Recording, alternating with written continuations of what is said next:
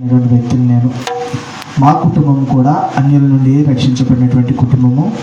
నా తల్లి పేరు దుర్గా, నా తండ్రి పేరు రాంబాబు. నా తండ్రి నా చిన్న వయసులోనే మరణించాడు. మా కుటుంబంలో మాకు ఒక బాధ ఉందంటే ఏంటంటే, నా తండ్రి ప్రభువుని తెలుసుకోకుండానే లోకంలో నిద్రించాడు. కాబట్టి ఆయనను మేము కలుసుకుంటామనేటువంటి నిరీక్షణ మాకు లేనే లేదు. నా కుటుంబం అంతా కూడా ఇప్పుడు రక్షణలో ఉంది. అయితే నాకు ఒక భార్య, ఒక కుమార్తె. నా భార్య పేరు అమృత, నా కుమార్తె పేరు సునగ్రేస్. 2018వ సంవత్సరంలో నేను నా యొక్క కుటుంబ పోషణ నిమిత్తమై మలేషియా దేశంలో కష్టార్జితమైన పని చేసుకోవడానికి వెళ్ళడం జరిగింది. విదేశాలేమీ మనకు కొత్త కాదు. మన ప్రాంతం నుంచి అందరూ కూడా విదేశాలకు వెళ్తూనే ఉంటారు. అలాగే నా కుటుంబంలో ఉన్నటువంటి కొన్ని సమస్యలను బట్టి కుటుంబాన్ని పోషించుకోవాలనే ఆశతో నేను మలేషియా దేశం వెళ్ళడం జరిగింది. అయితే మలేషియా దేశం వెళ్ళిన తరువాత నాకు ఒక మంచి పని దొరికింది. మంచిగా పని చేసుకుంటున్నాను. సజావుగా నా జీవిత విధానం సాగుతూ ఉంది. నాకు ఒక ఆశ చిన్నప్పటి నుంచి, అంటే ప్రభువుని తెలుసుకున్న నాటి నుంచి ఒక ఆశ ఏంటంటే, దేవుని పని చేయాలి, దేవుని సేవ చేయాలి. అయితే ఆశతో కూడా ఇంకొక ఆశ నాకు ఉండేది ఏంటంటే, సేవ చేస్తాను నేను ఎవరి దగ్గర నేను చాపకూడదు. నా అంతటి నేను నిలబడి, నా అంతటి నేను ధనాన్ని సంపాదించుకొని అన్నీ కూడా నాకు నేను సమకూర్చుకొని దేవుని పని చేయాలనే ఆశ నాకు ఉంటూ ఉండేది. అయితే ఈ ఆలోచనలన్నీ కలిగి కూడా నేను విదేశానికి ప్రయాణం అయ్యేలా అన్ని సజావుగా సాగిని చేరవలసినటువంటి దేశము క్షేమంగానే నేను చేరుకున్నాను. మంచి పని, మంచి జీతము. ఆలోచన చేస్తున్నా. 2 సంవత్సరాలు గడిచింది. నా జీవితం చాలా సజావుగా ఉంది. కాబట్టి ఇంకా నేను ఎవరిని కూడా ఆశ్రయించవలసిన అవసరం లేదు, ఎవరి మీద ఆనుకోవాల్సినట్టు అవసరం లేదని ఒక ఆలోచన చేస్తూ ఉండేవాడిని. అలాగే చేస్తూ ఉన్నటువంటి నా జీవితంలో ఒకనొక దినమున ఒక భయంకరమైనటువంటి అనుభవాన్ని నేను ఎదుర్కోవాల్సి వచ్చింది. ఒకసారి బైబిల్ గ్రంథం నుంచి చిన్న వాక్యంను చదువుకొని తరువాత నా సాక్ష్యంను పూర్తిగా మీతో పంచుకోవడానికి నేను ఇష్టపడుతున్నాను. 88వ కీర్తన 4వ చరణమును మనం చూసినట్లయితే, 88వ కీర్తన 4వ చరణమును మనం చూసినట్లయితే, సమాధిలోనికి దిగువారిలో నేనొకనిగా ఎంచబడితిని, నేను త్రాణలేని వాని వలె అయితిని, చచ్చిన వారిలో విలువబడిన వాడినైతిని, నేను సమాధిలో పడి ఉన్న హతులలో ఒకని వలె అయితిని. దేవునికి స్తోత్రం. హల్లెలూయా. ఈ సమయంలో చిన్న ప్రార్థన చేసుకుందామా? ప్రేమగల తండ్రి, కృపగల మా యేసయ్యా, నీకు వందనాలు, స్తోత్రములు ప్రభువా. ఏమాత్రం యోగ్యం లేనటువంటి అల్పులను, అయోగ్యులైనప్పటికీ కూడా ప్రభువా, అయా నీ సిలువ ప్రేమ చేతనని రక్షించుకొని అయా నీ కృపలో ప్రభావ హెచ్చిస్తూ తండ్రి, ఈ దినమంది మొగల్తూరు ప్రాంతంలో అయా ఇవ్వ ప్రభా ఈ సంఘంలో నిలబడి ప్రభా నీవు నా ఎడల చేసిన సాక్ష్యంను వీరితో పంచుకుంటుండగా అయా ఈ సమయమంది స్థలమందు మనుష్యాత్మెల్లా లయమైపోవాలి. నీ బలమైన పరిశుద్ధాత్మ కార్యం ఈ స్థలమందు జరగాలి తండ్రి. అయా మనుష్యాత్మెల్లా లయమైపోవాలి. నీ బలమైన పరిశుద్ధాత్మ కార్యం ఈ స్థలమందు జరగాలి ప్రభా. నీకు స్తోత్రములు. ఈ దినమందు ప్రభా ఎంతమంది అయితే ప్రభు మైక్ శబ్దం ద్వారా సాక్షులు వింటూ ఉన్నారో తండ్రి, నిశ్చయముగా వారందరి జీవితంలో నీ అద్భుత కార్యము జరుగునుగా కానీ ప్రార్థిస్తున్నాం ప్రభు. నీ స్తోత్రములు. అయా మీరే కార్యములు జరిగించి సమస్త మహిమ, ఘనత, ప్రభావములు మీరు మాత్రమే పొందుకోమని నజరేయుడును లోకరక్షకుడైన యేసు నామములో ప్రార్థిస్తున్నాము తండ్రి. ఆమేన్. దేవునికి మహిమ కలుగును గాక. యోబు భక్తుడు మనందరికీ పరిచయమైనటువంటి వ్యక్తి. యోబు నీతిమంతుడు, యథార్థవంతుడని తన గురించి చెప్పబడుతుంది. అటువంటి నీతిమంతుడు, యథార్థవంతుడైనటువంటి యోబు జీవితంలో ఒకనొక సమయంలో ఊహించలేనటువంటి పరిణామాలు తన జీవితంలో ఎదుర్కొంటున్నాడు. నేటి మన జీవితంలో మనం చూసినట్లయితే ఒక వ్యక్తి జీవితంలో చిన్న శ్రమ వచ్చేసరికి తన జీవితంలో చాలా కుంగిపోతూ ఉంటాడు, చాలా భయపడిపోతూ ఉంటాడు. ఈ సమస్య నన్ను ఏమి చేస్తుందో, ఈ వ్యాధి నన్ను ఏం చేస్తుందో, ఈ బాధ నన్ను ఏం చేస్తుందో, ఈ ఆర్థిక ఇబ్బంది నన్ను ఏం చేస్తుందో అని అలాగూ చిన్న సమస్యలకు కూడా ఈరోజు మనిషి కృంగిపోయేటువంటి అనుభవాలు మనం చూడగలుగుతూ ఉన్నాం. అయితే అలాగే యోబు జీవితంలో కూడా ఒకదాని వెంబడి ఒకటి శ్రమలు వస్తూ ఉన్నాయి. అయితే యోబు తన జీవితంలో ఎక్కడా కూడా కృంగిపోయినట్టు మనము చూడలేకపోతున్నాం. అయితే మొట్టమొదటిగా నా సాక్ష్యంలోకి వెళ్లే ముందు నేను చెప్తున్నటువంటి విషయం ఏంటంటే, మనము కలిగి ఉన్నటువంటి దేవుడు సజీవుడు, మనం ఆరాధిస్తున్నటువంటి దేవుడు సజీవుడు. ఆయనకు అసాధ్యమైనది ఏం లేదు. అందుకని అంటాడు కదా అలనాడు అబ్రాహాముతో, యెహోవాకు అసాధ్యమైనది ఏమైనా ఉన్నదా అని. అవును. కాబట్టి మనం ఎప్పుడు దేవుని యందు పరిపూర్ణమైన విశ్వాసం కలిగి జీవించేవారు ఉండాలి. అయితే మలేషియా దేశంలో నా పరిస్థితి చాలా సజావుగా జరుగుతున్నటువంటి సమయంలో 2020వ సంవత్సరము యావత్ ప్రపంచము కూడా గడగడలాడిపోతున్నటువంటి సమయము. ఎందుకంటే కరోనా సెకండ్ వేవ్ చాలా విజృంభిస్తోంది. ప్రపంచవ్యాప్తంగా అధికమైనటువంటి మరణాల సంఖ్య పెరిగిపోతుంది. అసలు ఎంతోమంది చనిపోతున్నారు. మనకంటే పేరు ప్రఖ్యాతులు గాంచిన వారు, ఉన్నతమైన స్థితిలో ఉన్నవారు, మేడలు కలిగిన వారు, మిద్దెలు కలిగిన వారు, అందచందాలు కలిగిన వారు, ఉన్నతమైన స్థితిలో ఉన్నవారు, వారిని కప్పెట్టడానికి కూడా స్థలం లేనటువంటి దీనమైన స్థితి ప్రపంచమంతా మనకు కనబడుతున్నటువంటి అనుభవాలు. అయితే అటువంటి సమయంలో ఒక రోజు ఉదయకాల సమయంలో నేను లేచాను, నా పనికి నేను వెళ్ళాను, మంచిగా పని చేసుకున్నాను, రూమ్కి వచ్చాను, ఫ్రెష్ అయిపోయాను, కూర్చొని సాయంకాలం వేళ నా కుటుంబానికి ఫోన్ చేసి నేను ఫోన్ మాట్లాడుతున్నాం, సంతోషంగా మంచి చెడులన్నీ మాట్లాడుకుంటూ ఉన్నాం.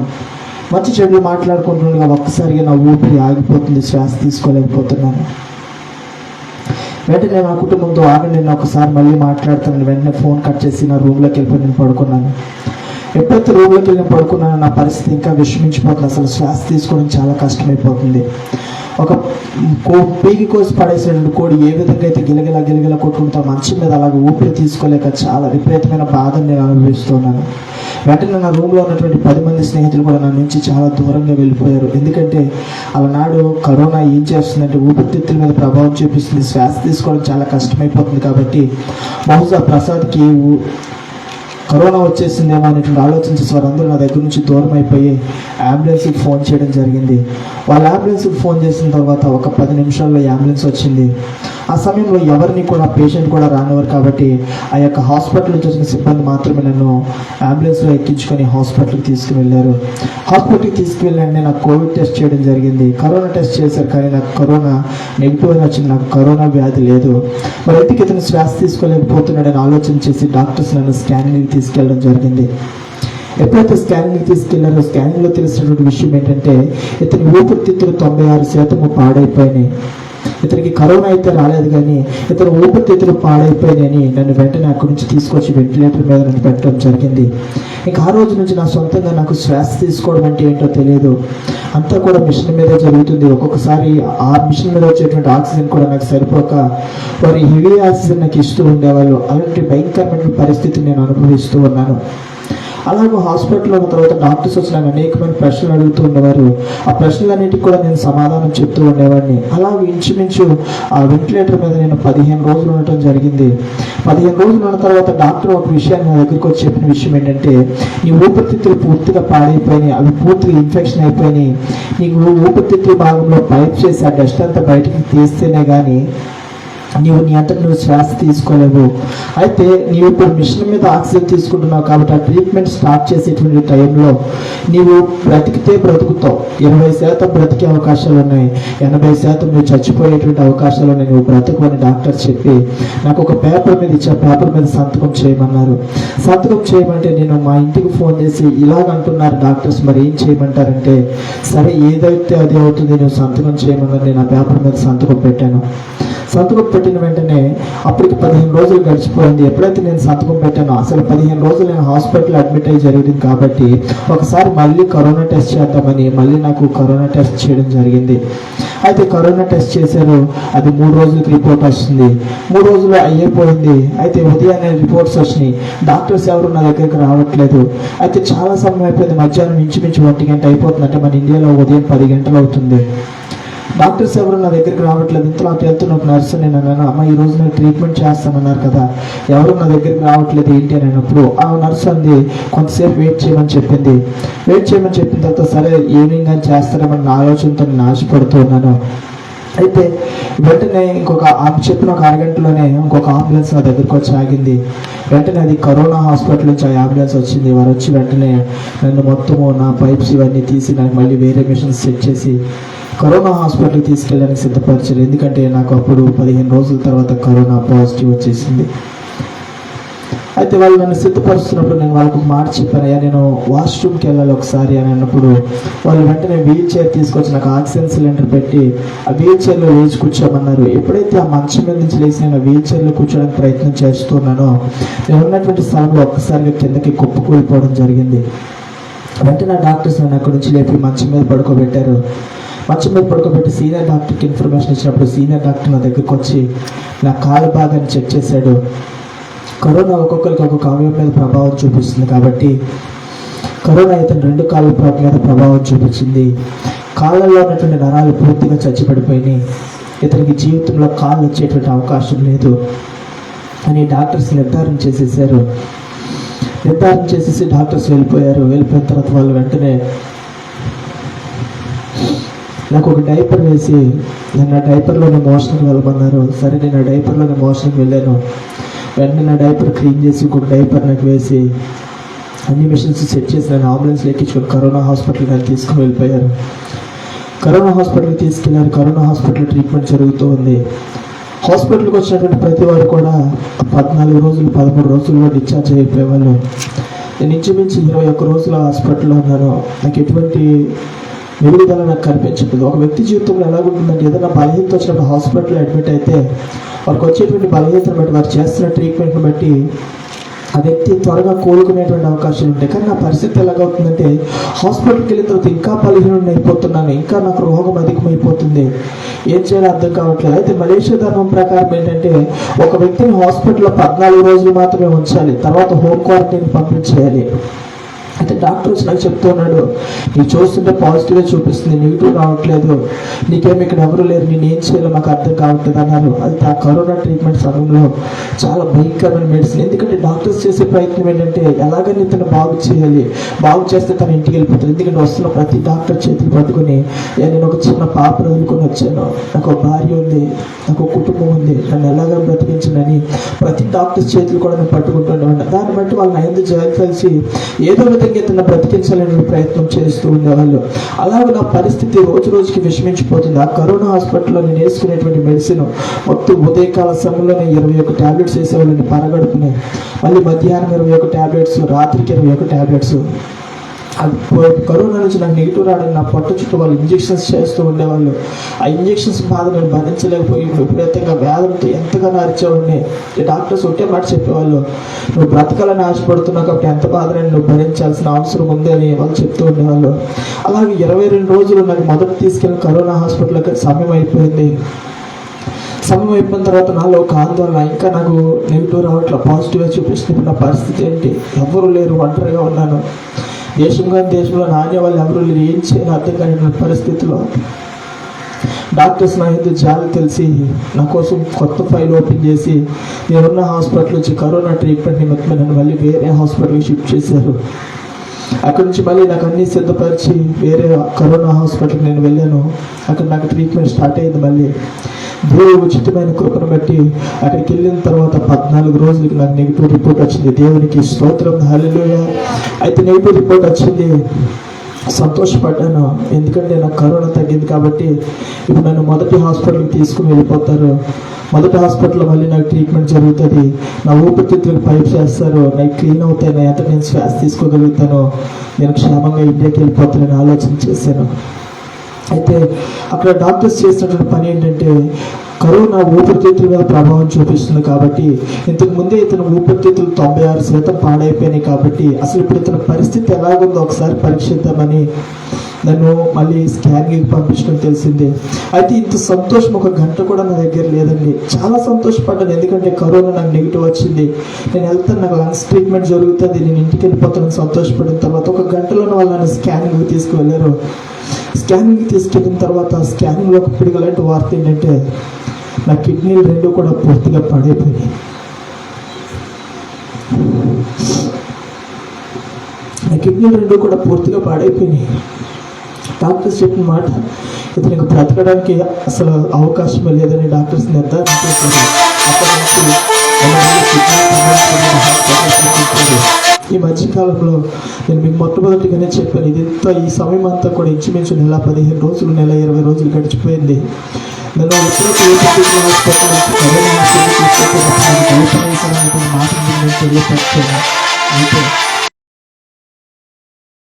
మాట కలిసిపోయి నా శరీరం ఎక్కడి నుంచి ఇక్కడి వరకు మొత్తం కుళ్ళిపోయిందండి. కుళ్ళిపోయి పెద్ద పెద్ద పుండ్లు, రక్తం కారుతూ ఉండేది.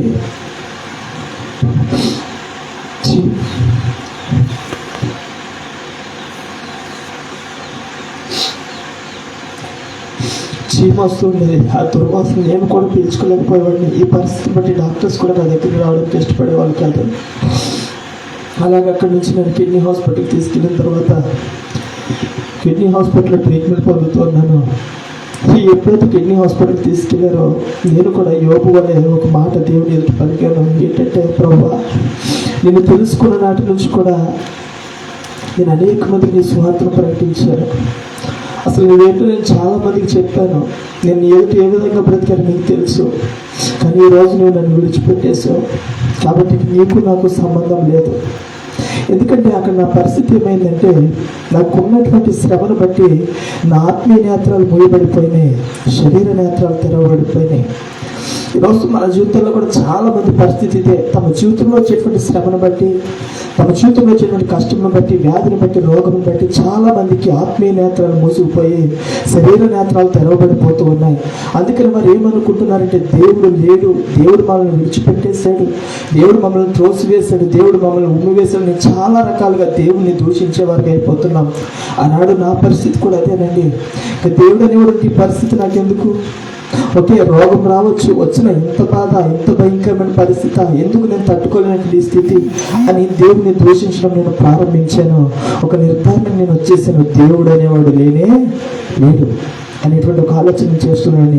అయితే ఇంటి దగ్గర నుంచి నా తల్లి అందరూ ఫోన్ చేస్తాను, వాళ్ళు లేదా దేవుడు నేను బ్రతికిస్తాడు. నేను ఒకటే మాట చెప్పాను, అమ్మ ఇంకొకసారి మీరు దేవుడు బ్రతికిస్తాడని అంటే నేను రోగంతో చచ్చిపోవడం కాదు, కానీ ఇక్కడ ఆక్సిజన్ మాస్క్ తీసేసుకోను, లేకపోతే డోస్ ఎక్కువ వేసేసుకోను, ఏదో రకంగా నేనే ఇక్కడ చచ్చిపోతాను, మీరు దేవుడు బ్రతికిస్తాడనే మాట నాకు చెప్పొద్దు. దేవుడు అనేవాడు ఈ పరిస్థితి నాకు రానే రాదని నేను నా తల్లితో వాళ్ళతో వాదం పెట్టుకుంటూ ఉండేవాడిని. ఇదే జరుగుతూ ఉండేది.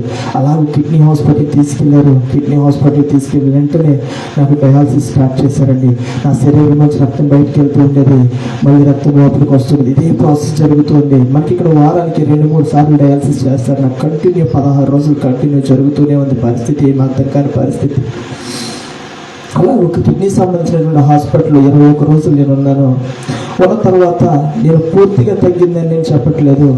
నా శరీరం సహకరించగలిగే స్థితికి నా కిడ్నీ ఇన్ఫెక్షన్ తగ్గిన తర్వాత డాక్టర్స్ చేసినటువంటి మాట, కొంచెం ఇన్ఫెక్షన్ తగ్గింది కాబట్టి ఇతన్ని లంగ్స్ హాస్పిటల్కి పంపిద్దాం, అక్కడ ట్రీట్మెంట్ జరుగుతుంది. వెళ్ళిపోయిన తర్వాత ఫర్దర్ ట్రీట్మెంట్ ఏదైనా ఉంటే ఇండియాలో చేయించుకుంటాడు, ఇక్కడ మనం ఇతనికి ఏమీ చేయలేమని ఆలోచించేసి అసలు మళ్ళీ నా కండిషన్ ఏంటంటే, మనకేంటంటే ఏదైనా సమస్య వచ్చేసరికి బ్లడ్ టెస్ట్, యూరిన్ టెస్ట్ ఇవి చేస్తారు. వాళ్ళు ఏంటంటే ప్రతిదానికి కూడా స్కానింగ్ ఒకటి ట్రీట్మెంట్ అనమాట.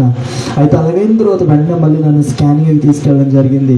స్కానింగ్కి తీసుకెళ్ళిన తర్వాత ఈ సంతోషం కూడా నా దగ్గర ఎక్కువసేపు లేదండి. ఎందుకంటే ఈ మధ్యకాలంలో నాకు విపరీతమైన పొట్ట రావడం ప్రారంభించింది. ఇంచుమించు 9 నెలల గర్భిణీ స్త్రీ ఎంత పొట్టనైతే మోస్తుందో నాకు అంత పొట్ట వచ్చేసింది. అంత పొట్ట వచ్చేస్తుంటే నాకు సరిగ్గా మోషన్ అవ్వట్లేదు కదా, సరిగ్గా మెడిసిన్ తీసుకున్నాను కదా, దీని ద్వారా ఏదైనా ఇన్ఫెక్షన్ అవుతుందేమో అని అనుకున్నానే కానీ ఇంత విషయం లోపల జరుగుతుందని డాక్టర్స్ కూడా గ్రహించలేదు. ఎప్పుడైతే స్కానింగ్కి వెళ్ళానో, స్కానింగ్కి వెళ్ళిన తర్వాత నా సంతోషం కూడా నిమిషాలు మాత్రమే నా దగ్గర ఉంది. ఎందుకంటే అప్పటికి నా లివర్ పూర్తిగా పాడైపోయింది. దేవునికి స్తోత్రం, హల్లెలూయా. లివర్ మొత్తం పాడైపోయిన డాక్టర్ చెప్పిన మాట ఒకటే, ఇతనికి లివర్ ట్రాన్స్లేషన్ జరిగితే కానీ ఈ వ్యక్తి బ్రతికే అవకాశం లేదని డాక్టర్స్ నిర్ధారణ చేసేసారు. నిర్ధారణ చేసి ప్రతి విషయాన్ని కూడా వాళ్ళు నాకు చెప్తూ ఉండేవాళ్ళు, ప్రసాద్ ఇది నీ పరిస్థితి. ఎందుకంటే ఇప్పుడు నా పక్కన ఎవరైనా ఉంటే వాళ్ళకి చెప్పి ఏదో ఒకటి చేసేవాళ్ళు. నా పక్కన ఎవరు లేరు కాబట్టి ఏ విషయాలైనా వాళ్ళు నాకే తెలియచేయాలి కాబట్టి నాకు చెప్తూ ఉండేవాళ్ళు. చెప్తూ ఉంటే ఒక ఆలోచన చేసేవాళ్ళు, ఇంక ఈ దేశంలో నాకు ఎవరు లేవర్ చేసేది, నా దేశంలో అయితే నేను ఏదో తిప్పలు పడేవాడిని, ఇక్కడ నాకు ఎవరు లివర్ డౌన్ చేస్తారు కాబట్టి నేను కన్ఫామ్గా చచ్చిపోతాను అనుకున్నాను. ఎప్పుడైతే ఆ లివర్ కంప్లైంట్ వచ్చిందో, లివర్ కంప్లైంట్ నుంచి నన్ను మళ్ళీ అక్కడి నుంచి కార్య సంబంధిత హాస్పిటల్కి నన్ను షిఫ్ట్ చేయడం జరిగింది. అక్కడికి వెళ్ళాను, అక్కడ లివర్ ట్రీట్మెంట్ తీసుకుంటూ ఉన్నాను. లివర్ ట్రీట్మెంట్ తీసుకున్నానంటే పూర్తిగా తగ్గింది అని నేను చెప్పట్లేదు. కొంతకాలానికి అక్కడ నా లివర్ కూడా నార్మల్గా వచ్చింది. క్రమక్రమేణా నా పొట్ట తగ్గడము ప్రారంభించిన తర్వాత అక్కడి నుంచి నాకు మళ్ళీ స్కానింగ్కి నేను వెళ్ళడం జరిగింది. అయితే ఈ స్కానింగ్కి వెళ్ళినప్పుడు ఇక నా ఆశను మొత్తానికి నేను కోల్పోయాను. ఎందుకంటే డాక్టర్స్ నిర్ధారణ చేసిన విషయం ఏంటంటే, ఆ స్కానింగ్లో ప్రసాద్ నీకు టీబీ వ్యాధి వచ్చేసింది, నీకు టీబీ వ్యాధి వచ్చింది కాబట్టి నీ అవయవాలన్నీ కూడా ఒకదాని తర్వాత ఒకటి పాడైపోతున్నాయి అని డాక్టర్స్ నిర్ధారణ చేసి అక్కడి నుంచి నన్ను టీబీ హాస్పిటల్కి తీసుకెళ్ళిపోయారు. అక్కడ టీవీ హాస్పిటల్స్ ఎలాగుంటాయంటే, మన దేశంలో అయితే టీవీ వ్యాధి వస్తే 6 నెలలు కోర్సు వాడితే సరిపోతుంది, తగ్గిపోతుంది. కానీ బయట దేశాల్లో టీవీ వ్యాధిని చాలా భయంకరమైన వ్యాధిగా వాళ్ళు పరిగణిస్తారు. నన్ను అక్కడి నుంచి వెంటనే టీవీ హాస్పిటల్కి నేను తీసుకెళ్ళడం జరిగింది. టీవీ హాస్పిటల్స్ చాలా భయంకరంగా ఉంటాయి. మన భాషలో చెప్పాలంటే భూత్ బంగ్లా అంటారు, అంటే భయంకరమైన భవనాలు ఉంటాయి చూసారా, ఆ రీతిగా అక్కడ టీవీ హాస్పిటల్స్ ఉంటాయి. వెంటనే నన్ను ఎక్కించుకుని ఆ టీవీ హాస్పిటల్ నన్ను తీసుకుని వెళ్ళిపోయారు. తీసుకుని వెళ్ళిపోయిన తర్వాత ఒక రూమ్లో నన్ను పడుకోబెట్టారు. నా వెంటిలేటర్ అన్నీ కూడా నాకు పెట్టారు. ఇదంతా కూడా నా సొంత శ్వాస లేదండి, మొత్తం అంతా కూడా వెంటిలేటర్ మీద ఉన్నా. నేను ఎక్కడికి వెళ్ళినా నాకు కూడా ఇంకొక మంచం రావాల్సి వస్తుంది అనమాట. ఆ రీతిగా నా పరిస్థితి ఉంది. టీవీ హాస్పిటల్లో పెట్టారు. నేనున్నటువంటి రూమ్లో 3 మంచాలు ఉంటాయి. ఇటు ఒక వ్యక్తి ఉంటాడు, అటు వ్యక్తి ఉంటాడు, మధ్యలో నేను. ఇంచుమించు నెల రోజుల వరకు నేను టీవీ హాస్పిటల్ ఉండిపోవడం జరిగింది. టీవీ హాస్పిటల్లో పరిస్థితి ఏంటంటే, ఉదయకాల సమయంలో ఈ పక్కన వ్యక్తి చచ్చిపోతే సాయంత్రానికి ఈ పక్కన వ్యక్తి చచ్చిపోయేవాడు. మళ్ళీ తెల్లారేసరికి మళ్ళీ బెడ్ మీదకి ఇద్దరు వచ్చేసేవాళ్ళు. మళ్ళీ పొద్దున చచ్చిపోతే సాయంత్రానికి ఇద్దరు చచ్చిపోయేవాడు. భయంకరంగా తగ్గి విపరీతమైన రక్తం వాళ్ళు కక్కుతూ ఉండేవాళ్ళు. నాకు ఒక తగ్గు లేదు, బ్లడ్ పడటం లేదు, ఏమీ లేదు. నా ప్రాబ్లం ఏంటంటే నేను శ్వాస మాత్రమే తీసుకోలేకపోతున్నాను. కానీ వీళ్ళేమో టీవీ వ్యాధిని అక్కడ పెట్టారు, ఏం చేయాలో అర్థం కాదు. ఇంటి దగ్గర నుంచి ఫోన్ చేసిన వాళ్ళు అంటారు, టీవీ ఉన్న వాళ్ళకి దగ్గు వస్తుంది, నీకు ఎంత ముదిరిపోతే నీ ఊపిరితిత్తులు పోతాయి, నీ కిడ్నీలు పోతాయి, నీ యొక్క లివర్ పోతుంది, అంత ముదరలేదు కదా, నీకు అసలు దగ్గే రావట్లేదు కదా, నీకు అసలు టీవీ వ్యాధి అలాగ వచ్చిందని మా వాళ్ళు నన్ను అడుగుతుంటే ఏమి చెప్పలేని పరిస్థితుల్లో నేను అలా ఉండిపోయేవాడిని. అలా ఇంచుమించు నెల రోజులు గడిచిపోయిన తర్వాత ఒక రోజు రాత్రికాల సమయంలో 2 నర్సులు వచ్చి నా మంచాన్ని విపరీతంగా గట్టిగా తీసుకుని వెళ్ళిపోతున్నారు. అయితే నేను అప్పుడు ఒక ఆలోచన చేశాను. ఏంటి ఆలోచన అంటే, బహుశా నేను చచ్చిపోవట్లేదు కాబట్టి వీళ్ళు 4 రోజులు చూశారు, ఇంకా నేను చచ్చిపోవట్లేదు కాబట్టి ఈ టీవీ వ్యాధిని దేశం వాళ్ళు యాక్సెప్ట్ చేయరు కాబట్టి నన్ను ఎక్కడికైనా తీసుకెళ్ళి వెళ్ళే చంపేసే ప్రయత్నం చేస్తున్నారేమో అనుకున్నాను.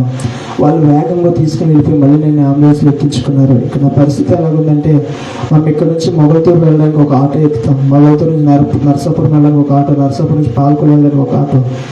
ఏ రోజైతే నేను బలహీన ప్రారంభించానో ఆ సమయం నుంచి నా పరిస్థితి ఎలాగైందంటే, ఇక్కడ ఒక రోగం తగ్గుతుంది, ఒక అంబులెన్స్ ఎక్కి ఇంకొక హాస్పిటల్ అలాగా నా ప్రయాణం అంతా కొనసాగుతూనే ఉంది అంబులెన్సెస్లో. అలా తీసుకెళ్ళిపోయి అంబులెన్స్ ఎక్కిచ్చేసారు. అంబులెన్స్ ఎక్కిచ్చేసిన తర్వాత నేను అంబులెన్స్లో ఎక్కడికి తీసుకెళ్తున్నాను నా ప్రభు ఏం సమాధానం చెప్పలేదు. అలాగే ఆ బాధలు, ఆ ఇబ్బందులు నేను నిద్రలోకి జారుకున్నాను. నిద్రలోకి జారుకున్న తర్వాత ఉదయం లేచి చూసుకునేసరికి నేను మొట్టమొదట ఏ ఊపిరితిత్తుల హాస్పిటల్ అయితే జాయిన్ అయ్యానో ఆ హాస్పిటల్ నన్ను వాళ్ళు తీసుకెళ్లారు. దేవునికి స్తోత్రం, హల్లెలూయా. ఆ హాస్పిటల్ తీసుకెళ్లారు. ఉదయాన్నే డాక్టర్ నా దగ్గరికి వచ్చాడు. ప్రసాద్, సారీ, నీకు ఏదో వైరస్ లోపల క్రియేట్ అవుతుంది, ఆ వైరస్ని మేము టీవీ అనుకుని నిన్ను టీవీ వార్డులో పెట్టాము, సారీ అన్నప్పుడు నేను డాక్టర్ మీద చాలా సీరియస్ అయ్యాను. ఇప్పటికీ నేను ఒక శవంలాగా ఉన్నాను. నా పరిస్థితి ఏంటో నాకు అర్థం కావట్లేదు. అవయవాలన్నీ కోల్పోయాను. మనిషి బ్రతకడానికి ఏ అవయవాలు అయితే అవసరం ఆ అవయవాలన్నీ నా జీవితంలో పాడైపోయినాయి. ఇక బ్రతుకుతున్నానంటే ఒక శవంలాగా, ఎందుకు బ్రతుకుతున్నా తెలియని పరిస్థితిలో నేను ఉన్నాను. ఇటువంటి పరిస్థితుల్లో మీరు నన్ను టీవీ వార్డులో పెట్టారు. ఇప్పుడు నిజంగా నాకు టీవీ రోగం వస్తే నా పరిస్థితి ఏంటి? మీరు నన్ను బ్రతికించాలని ప్రయత్నం చేస్తున్నారా, లేకపోతే చంపేయాలని ప్రయత్నం చేస్తున్నారని డాక్టర్ చాలా సీరియస్ అయినప్పుడు డాక్టర్ ఒక మాట చెప్పాడు, అసలు నువ్వు మమ్మల్ని క్వశ్చన్ చేసేటువంటి అవకాశం నీకు లేదు. నీ ఎందుకు మేము జాలి తెలిసి మాత్రమే ట్రీట్మెంట్ చేస్తున్నాం. అసలు నీకు ట్రీట్మెంట్ చేయాల్సిన అవసరం కూడా నాకు లేదు. ఎందుకంటే నాకు ఎటువంటి కంపెనీ సపోర్ట్ ఏమి ఉండదు. నేను బయట వేసా మీద పని చేసుకుంటున్నాను. నా సొంత డబ్బులు నేనే ఖర్చు పెట్టుకోవాలి, మొత్తం కూడా నేనే చేసుకోవాలి. నిజంగా వాళ్ళు నా ఎందుకు జాలి తెలిసి ఆ పని చేస్తున్నారు. అయితే అది వాళ్ళ గొప్పతనం నేను చెప్పను, కానీ మొట్టలో నేను చెప్పాను కదా, నా దేవుడు నన్ను విడిచిపెట్టేసాడని. ఆ దేవుడు నన్ను విడవక వారి మనసులో మంచి హృదయాన్ని కలిగించాడు. దేవునికి స్తోత్రం, హల్లెలూయా. అలాగే అక్కడ నన్ను తీసుకెళ్ళిన తర్వాత మళ్ళీ ఇంచుమించు ఇదంతా సమయం 4 నెలలు గడిచిపోయిందండి. 4 నెలలు గడిచిపోయి ఇంకా నాకు లంగ్స్ ట్రీట్మెంట్ చేయడానికి ముందు ఒకసారి నన్ను స్కిన్ హాస్పిటల్కి తీసుకెళ్తానని వాళ్ళు నన్ను స్కిన్ హాస్పిటల్కి తీసుకెళ్ళిన తర్వాత నన్ను స్కిన్ హాస్పిటల్ గేట్ దగ్గరే నన్ను ఆపేశారు. లోపలికి మాత్రం నన్ను అలౌ చేయలేదు. ఎందుకంటే నా వాసన నేనే భరించుకోలేకపోతున్నాను. వాళ్ళు ఫారినర్స్, వాళ్ళు ఇంకా నా వాసన ఎలా భరించగలుగుతారు? డాక్టర్ గేట్ దగ్గరికి వచ్చి ఒక మాట చెప్పింది, ఇతనికి మీరు చేసే ట్రీట్మెంట్ మీరు చేయండి, బ్రతికితే ఇండియాకి పంపించండి, అక్కడ తను చేయించుకుంటాడు, కానీ ఇక్కడ అతన్ని మేము ముట్టుకునే అవకాశం లేనే లేదని నన్ను వెనక్కి పంపించేశారు. ఈ ఖర్చు ఎంత తెల్లగా అంత తెల్లని బెడ్షీట్స్ వేసేవాళ్ళండి. నాకు రోజుకి 3 బెడ్షీట్స్ మార్చాల్సి వచ్చింది. పొద్దున్న వేసే బెడ్షీట్ సాయంత్రానికి ఎర్ర రంగులో మారిపోయేది. దాన్ని తీసి అలాగూ ప్రతిరోజు 3 బెడ్షీట్స్ మారుతుండేది. ఎందుకంటే ఆ బెడ్షీట్ మార్చిపోతే డాక్టర్ నా దగ్గరికి రాడు. అలాగ నా జీవితం కొనసాగుతుంది. అయితే మళ్ళీ నా పేపర్ మీద సంతకాలు చేయించుకున్నారు.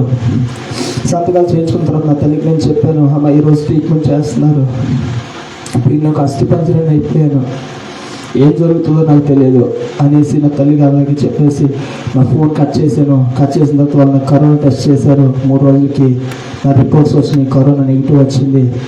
ఒక జూనియర్ డాక్టర్ నాకు ట్రీట్మెంట్ చేయడానికి నా దగ్గరికి వచ్చింది. ఈ భాగాన్ని మొత్తం కట్ చేసి పైప్ లోపలికి వేయడం ప్రారంభించిందండి. అయితే అది ఇంచుమించు 15 నిమిషాల్లో చేయవలసిన ట్రీట్మెంట్ ఇంచుమించు 30 గంట ఆ నర్సు నాతో పోరాడింది. అయితే నా పరిస్థితి ఎలాగైపోయిందంటే, ఈ 4 నెలల ఆహారం అంటే ఏంటో నాకు తెలియదు. అంటే వాళ్ళు పెట్టట్లేదా అంటే కాదు, వాళ్ళు ప్రతిరోజు ఆహారం సమృద్ధిగా పెట్టేవాళ్ళు. అయితే నా పరిస్థితి ఎలాగుండేదంటే, నాకు ఉన్నటువంటి ఆక్సిజన్ మాస్క్ని ఇలా తప్పిస్తే నా ప్రాణం వెలుగుల్లో ఆడిపోయేది.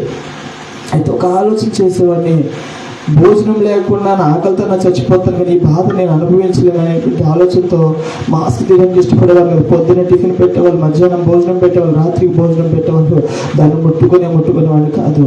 ఎవరైనా ఒక 2 రోజులకి 3 రోజులకి ఎవరైనా మంచి నర్సు వచ్చి ఆవిడకి ఏమైనా నా మీద జాలి కలిగితే ఒక గ్లాసులో జ్యూస్ కలుపుకొని వచ్చి ఆక్సిజన్ మాస్క్ సైడ్ చిన్న హోల్ ఉంటుంది అనమాట, ఆ హోల్లో వచ్చి స్ట్రా పెట్టి 2 రోజులు 3 రోజులకి ఆ జ్యూస్ నాకు పట్టేసుకునేవారు. ఇంచుమించు 5 నెలలు నా పరిస్థితి అది. దేవునికి స్తోత్రం, హల్లెలూయా. 2 రోజులకి 3 రోజులకి ఏదైనా జ్యూస్ పోస్తే అది నాకు ఆహారం, లేకపోతే ఇక నాకు ఆహారం లేనే లేదు. అలాగే నాతో సంతకం పిలిచి 30 గంట పోరాడింది. ఆమె పైప్ లోపలికి వేస్తుందంటే ఆ పైప్ నా ఎముకలకి తగిలి వెనక్కి వచ్చేసేది. అలాగూ నా ఆక్సిజన్ లెవెల్స్ 20కి పడిపోయినాయి. 20కి అసలు ఏ వ్యక్తి బ్రతకడండి. ఎప్పుడైతే ఆక్సిజన్ లెవెల్స్ 20కి పడిపోయినాయో ఆ జూనియర్ డాక్టర్ నన్ను అక్కడ వదిలేసి తన రూమ్కి వెళ్ళిపోయి నర్సులకు చెప్పింది, ప్రసాద్ చచ్చిపోయాడు, మీరు వెళ్ళి మీ ఫార్మాలిటీస్ మీరు కంప్లీట్ చేస్తాను. ఎందుకంటే అక్కడ ఒక వ్యక్తి చనిపోతే ఆ వ్యక్తిని చాలా అందంగా నీట్గా రెడీ చేస్తారు, మంచి బట్టలు వేసి ఒక వైట్ బొడ్లు చుట్టూ మన కాలుకి ట్యాగేజ్ మార్చులకి పంపిస్తారు అనమాట. అయితే ఎప్పుడైతే అలా జరిగిందో ఆ నర్సు వెంటనే అక్కడికి వెళ్ళిపోయి వాళ్ళందరికీ చెప్పిన తర్వాత ఈ లోపల మధ్యాహ్న సమయంలో భోజనం తీసుకొని వచ్చేటువంటి వార్డు బాయ్ అటు వస్తూ ఉన్నాడు. వచ్చేసరికి నాకు విపరీతమైన బ్లీడింగ్ జరుగుతుంది. ఇందులో నా ఆక్సిజన్ లెవెల్స్ పెరిగి నేను మంచం మీద వెలవెల కొట్టుకుంటున్నప్పుడు ఇతను చూసి వెంటనే అక్కడికి పరిగెట్టుకు వెళ్ళి ప్రసాద్కి సీరియస్ కొంటే పైప్స్ ఊడిపోయినట్టున్నాయి, అతను కొట్టుకుంటున్నాడు అని అక్కడ చెప్పిన తర్వాత ఆ డాక్టర్ ఒకటే మాట అంది, ప్రసాద్ కొట్టుకోవడం ఏంటి, ప్రసాద్ చచ్చిపోయాడు, నేను వచ్చి వీళ్ళకి చెప్పాను, వీళ్ళు ఫార్మాలిటీస్ అన్ని పూర్తి చేసుకుంటున్నారని చెప్పినప్పుడు లేదా కొట్టుకుంటున్నాడు అన్నప్పుడు వెంటనే సీనియర్ డాక్టర్ నా దగ్గరికి పరిగెట్టుకుని వచ్చాడు. ఆమె ఇంచుమించు 30 గంటల నా శరీరంతో పోరాడింది, ఎటువంటి ప్రయోజనం లేదు. కానీ ఈ సీనియర్ డాక్టర్ వచ్చి 10 నిమిషాల్లో ఆ పైప్ ని లోపలికి పంపించాడు. దేవునికి స్తోత్రం, హల్లెలూయా. ఎప్పుడైతే ఆ పైప్ నా లోపలికి వెళ్ళిందో చూడండి, మనం ఆలోచన చేసినట్టు ఒకసారి మనం గ్యాస్ వదిలితే ఏ విధంగా గ్యాస్ చెయ్యమని బయటకు వస్తుందో ఆ రీతిగా నా ఊపిరితిత్తు నుంచి ఇలా తెల్లని గోడ ఉంటుంది, ఆ పైప్ లో ఒక్కసారి ఆ గోడకి టచ్ చేయంత డస్ట్ బయటకు వచ్చిందనమాట. వచ్చి భయంకరమైన దుర్వాసన, నా పుండ్ల నుంచి వచ్చే దుర్వాసన, ఈ డస్ట్ దుర్వాసన ఇంకా ఎక్కువైపోయింది. వెంటనే వాళ్ళు ఒక ఇంత డబ్బాకి దాన్ని ఫిక్స్ చేసి అక్కడ పెట్టారు. ఒక రోజు చూశారు తక్కువగా వస్తుంది. 2వ రోజు ఏం చేశారంటే దానికి ఒక వైబ్రేషన్ ఇచ్చేటువంటి మిషన్ని ఏర్పాటు చేశారు. ఆ మిషన్ ఆ పైప్ని కదుపుతూ ఉంటుంది. అది కదుపుతున్నప్పుడు అది ఊపిరితిత్తులకి తగులుతూ ఉంటుంది. తగులుతుంటే ఆ బాధ అసలు వర్ణనాతీతం. ఎంత గట్టిగా కేకలు వేస్తే డాక్టర్స్ ఒకటి మాట చెప్పేవాళ్ళు, నువ్వు బ్రతకాలనుకుంటున్నావా, బ్రతకాలనుకున్నప్పుడు ఎంత బాధను భరించాలని వాళ్ళు. అలాగే 15 రోజులు ఆ పైప్స్ అలాగే ఉంచారు. వైబ్రేషన్ మిషన్ అవుతుంది. ఆ వైబ్రేషన్ మిషన్ ద్వారా ఆ పైప్స్ నా యొక్క ఊపిరితిత్తులు తగులుతూనే ఉండేవి. ఆ బాధ నేను అలా వర్ణించలేకపోతుండేవి. అలా జారుతుంది. 16 రోజుల తర్వాత నా యొక్క పైప్స్ మొత్తం రిమూవ్ చేసి మొత్తం కుట్లు వేశారండి. కుట్లు వేసి కొంత సమయానికి నా వెంటిలేటర్, నా ఆక్సిజన్ మొత్తం అన్ని తీసేశారు. తీసేసిన తర్వాత నా ఆక్సిజన్ లెవెల్స్ 85-90 మధ్యలో నడుస్తున్నాయి. శ్వాస తీసుకోవడం చాలా కష్టం అవుతుంది. నేను డాక్టర్తో చెప్పాను, నేను ఆక్సిజన్ తీసుకోలేకపోతుందంటే డాక్టర్ అన్నాడు, నువ్వు 5 నెలల నుంచి నీ సొంతంగా శ్వాస తీసుకోవడం అంటే ఏంటో నీకు తెలియదు కదా, ఇప్పుడు వరకు మిషన్ ద్వారానే శ్వాస తీసుకున్నావు కాబట్టి ఇప్పుడు నీ సొంతంగా తీసుకుంటున్నావు కాబట్టి కొంచెం ఇబ్బందిగా ఉంటుంది, నువ్వు ప్రాక్టీస్ చేస్తుంటే ఒక 2-3 గంటలు నీకు అలవాటు అయిపోతుందని డాక్టర్ చెప్పాడు. సరే అని ఆ ఆలోచనతో అలా శ్వాస తీసుకుంటూ ఉండేవాడిని. అలాగూ కొంత సమయానికి నా ఆక్సిజన్ లెవెల్స్ 95కి వచ్చినాయి. బాగుపడిపోయాను ఆలోచన చేస్తున్నాను. ఇప్పుడు ఎలా నిద్రలో జారుకొని మళ్ళీ తర్వాత ఆక్సిజన్ లెవెల్స్ తీశారు కాబట్టి ఆ యొక్క వార్డు బాయ్ నన్ను ఒక కాఫీ తీసుకురమ్మంటే అతను కాఫీ తీసుకొచ్చాడు. కాఫీ తీసుకొచ్చినప్పుడు అప్పటి వరకు నా ఎంతకు నేను అడిగి తీసుకోవడం అనేది అదే ఫస్ట్ టైం 5 నెలల్లో. తీసుకున్న తర్వాత కాఫీ తాగిన వెంటనే కొంతసేపు అలా వాళ్ళు పడుకున్న తర్వాత నేను మొట్టమొదటి ఏ స్థితిలో అయితే హాస్పిటల్కి అడ్మిట్ అయ్యానో దానికంటే రెట్టింపు పరిస్థితి అయిపోయింది. వెంటనే 20కి ఆక్సిజన్ లెవెల్స్ పడిపోయి విపరీతమైన ఆవేశం వచ్చేసింది. విపరీతమైన శ్వాస తీసుకునేప్పుడు వెలవెల కొట్టుకుంటున్నప్పుడు ఆ డాక్టర్ మళ్ళీ వెంటనే నా దగ్గరికి పరిగెత్తుకొచ్చి నన్ను స్ట్రైట్గా కూర్చోబెట్టి నా నడుము భాగం మీద గట్టిగా గుద్దుతుంటే ఆ లోపల ఉన్నటువంటి ఇన్ఫెక్షన్ వాటర్ సౌండ్ బయటకి వినిపించేది. అంత భయంకరంగా నా ఊపిరితిత్తులు ఇన్ఫెక్ట్ అయిపోయినాయి. ఇప్పుడు డాక్టర్ ఒకటే మాట ఉంది, ఇతనికి ఇంకా పూర్తిగా కోలుకోలేదు కాబట్టి ఇతనికి మళ్ళీ పైప్ చేయాలని మళ్ళీ డాక్టర్ అని చెప్పేసింది. ఈ విషయం స్త్రీలకు బాగా తెలుస్తుంది. పచ్చి పుండు మీద మత్తు ఎక్కదని డాక్టర్ అంటూ ఉంటారు. అప్పుడే నాకు ఇదంతా కోసి కుట్లు వేసి వెళ్ళిపోయారు. మళ్ళీ సాయంకాల సమయంలోనే డాక్టర్స్ వచ్చి మళ్ళీ భాగాన్ని అంతటిని కోసేసి ఆ కుట్లు తెరిపేసి, ఫస్ట్ సారి మత్తు ఉంది కాబట్టి నాకు అంత బాధ అనిపించలేదు. రెండోసారి అక్కడ మత్తు ఎక్కట్లేదు. వీళ్ళు ఆ పైప్స్ లోపలికి వేస్తుంటే ఆ బాధ నేను అసలు తట్టుకోలేకపోయేవాడిని. అలాగో ఆ పైప్స్ని బలవంతంగా లోపలికి పంపించిన తర్వాత అప్పుడు ఏం చేశారంటే డబ్బాకు పెట్టారు. అది వాటర్ వస్తూనే ఉంది. అలాగే ఇంచుమించు మళ్ళీ 20 రోజులు గడిచింది. 20 రోజులు గడిచినా కూడా నా ఇన్ఫెక్షన్ క్లియర్ అవ్వట్లేదు. అయితే నేను మలేషియా ధర్మం ప్రకారం నాకు ఏ హాస్పిటల్లో కూడా ట్రీట్మెంట్ చేయరు, ఏ హాస్పిటల్లో కూడా నన్ను అడ్మిట్ చేసుకోరు. ఒకవేళ ఫర్దర్గా నేను చేయించుకోవాలంటే ఏదో ప్రైవేట్ హాస్పిటల్లో అడ్మిట్ అయ్యి నేను ట్రీట్మెంట్ చేయించుకోవాలి, కానీ నార్మల్గా ఏ గవర్నమెంట్ హాస్పిటల్లో కూడా నాకు ట్రీట్మెంట్ చేయరు అనమాట. అయితే అలాగే సమయం అయిపోయిన తర్వాత నాకున్నటువంటి ఆ పైప్స్ రెండింటిని కట్ చేసి 200 ml వాటర్ పట్టేటువంటి 2 డబ్బాలని దాంట్లోకి అమర్చడం జరిగింది. వాటిని కనిపిస్తున్నది డస్ట్ అంతా కూడా ఆ పైప్స్ నుంచి ఆ బాటిల్లోకి వస్తున్నది. ఆ బాటిల్ విప్పుకొని వాటిని క్లీన్ చేసుకుంటూ ఉండేవాడిని. ఎటు తోచని స్థితిలో ఏం చేయాలో అర్థం కానిటువంటి పరిస్థితిలో నాకు ఒక వ్యక్తి సహాయం చేయడానికి ఆ మలేషియా దేశంలో ముందుకు వచ్చాడు. తన బాధ్యతలు నేను తీసుకుని నేను ఎలాగని ఇండియాకి పంపిస్తాడు. అయితే డాక్టర్స్ అతనితో కాంటాక్ట్ అయ్యారు. అతనితో కాంటాక్ట్ అయిన తర్వాత ఆ వ్యక్తి వచ్చి అక్కడి నుంచి నన్ను తీసుకుని ఒక వృద్ధాశ్రమంలో జాయిన్ చేసి నేను తీసుకుని వెళ్ళి ఒక వృద్ధాశ్రమంలో జాయిన్ చేసి, ఎందుకంటే నాకు నడకలేదు, శరీరం కూలిపోయింది, ఏమన్నా కోలుకుంటానేమో అనేటువంటి ఆలోచనతో తీసుకెళ్ళి ఒక వృద్ధాశ్రమంలో నన్ను జాయిన్ చేశాడు. వృద్ధాశ్రమంలోకి వెళ్ళిన తర్వాత ప్రతిరోజు ఈ బాటిల్స్ క్లీన్ చేసుకోవడం, మళ్ళీ అలా వాళ్ళు పెట్టి కొంచెం ఆహారం తినడం. ఆ వృద్ధాశ్రమం వాళ్ళు కూడా నాకు ఒక స్పెషల్గా ట్రీట్మెంట్ చేయడం కాళ్ళకి ఒక డాక్టర్ని వాళ్ళు ప్రొవైడ్ చేసిన తర్వాత ప్రతిరోజు అతను నాకు ట్రీట్మెంట్ చేస్తూ ఉండేవాడు. అలా నా రోజులు గడుస్తుండగా ఇతను నాకు సహాయం చేసేటువంటి వ్యక్తి ఏం చేస్తున్నాడంటే స్ట్రెచ్చర్ సహాయంతో అతను ఎలాగని ఇండియాకి పంపించాలని ఆశతో అతని ప్రయత్నాలు అతను చేస్తూ ఉన్నాడు. అనేక మంది డాక్టర్స్ని కలిస్తే ప్రతి డాక్టర్ కూడా నా పరిస్థితి చూసి ఇతను ఊపిరితిత్తుల సమస్యతో బాధపడుతున్నాడు. అయితే ఇతనికి ఫ్లయింగ్ చేస్తే అంటే ఇతను ఎగిరితే పైన చచ్చిపోతాడు, బ్రతకడు, కాబట్టి మేము ఎవరు కూడా పర్మిషన్ అని అన్నారు. అలాగే 4 రోజులు గడిచిపోయింది. ఇంకా నేను ఆశలు అన్నీ కూడా అడియాసలు అయిపోతున్నాయి. ఏది ఆలోచన చేసినా కూడా ఏమీ నెరవేరట్లేదు అనేటువంటి ఆలోచన నేను వచ్చేసాను. అదేవిధంగా నా పరిస్థితి సాగుతుంది. ఒకనొక రోజు అక్కడ ఉన్నటువంటి వార్డు పై నన్ను స్నానం చేయించడానికి బాత్రూంలోకి తీసుకెళ్ళి స్నానం చేయిస్తూ ఉన్నాడు. వార్డు పై స్నానం చేస్తుండగా ఉన్నట్లుగా నా 2 పైప్స్ కూడా ఊడిపోయి వెంటనే ఈ యొక్క డస్ట్ అంతా కూడా మళ్ళీ ఆ గోడ మీద పడడం జరిగింది. వెంటనే ఆ వార్డు పైన నా షవర్ కింద వదిలేసి వెంటనే పరిగెట్టుకుని వెళ్ళిపోయి అక్కడ ఉన్నటువంటి వాళ్ళకి చెప్పాడు, ప్రసాద్ పైప్స్ మొత్తం ఊడిపోయి విపరీతమైన బ్లీడింగ్ అవుతుంది, భయంకరమైన దుర్వాసన వస్తుంది అని చెప్పినప్పుడు వాళ్ళు బయటికి తీసుకురమ్మన్నారు. అతను నన్ను క్లీన్ చేసి బయటికి తీసుకెళ్ళి వెంటనే వాళ్ళు ఫస్ట్ ఎయిడ్ చేసి నాకు అక్కడ బ్యాండేజ్ వేశారు. బ్యాండేజ్ వేసి వెంటనే నా ఆక్సిజన్ లెవెల్స్ మళ్ళీ 60కి పడిపోయి శ్వాస తీసుకోవడం కష్టమైపోతుంది. వెంటనే వాళ్ళు అన్నారు, నీకు ఎలా ఉంది, నీ పరిస్థితి ఏంటి అని అడిగారు. పరిస్థితి ఏమందంటే నేను చూడవలసిన నరకం అంతనే చూసి వచ్చేసాను, హాస్పిటల్లో పరిస్థితి ఏంటో మొత్తం అంతా చూసి వచ్చేసాను, ఇప్పుడు నాకు బాగోలేదు అని అంటే వీళ్ళు మళ్ళీ నన్ను అక్కడికే పంపిస్తారని ఆలోచన చేసి అక్కడ నాకు బాగానే ఉందంటే వాళ్ళు లేదు ఆక్సిమీటర్ మీద నీకు 65% చూపిస్తుంది, ఒక్కొక్కసారి 60కి పడిపోతుంది, బాగున్నావని ఎలా చెప్తున్నావు అని వాళ్ళు అంబులెన్స్కి ఫోన్ చేయబోయారు.